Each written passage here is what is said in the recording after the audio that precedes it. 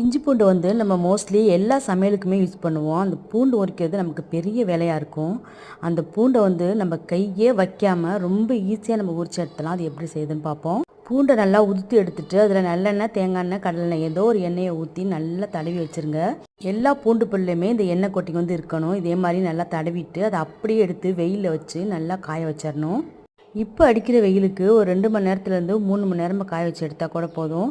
நீங்கள் தரையில் கொட்டி கூட நீங்கள் வந்து இது மாதிரி காய வைக்கலாம். நல்லா காஞ்ச பூண்டை நம்ம வந்து ஒரு பையில் போட்டுக்கணும். இந்த மாதிரி தாம்பூல பை இருந்தால் அதில் போட்டுக்கோங்க.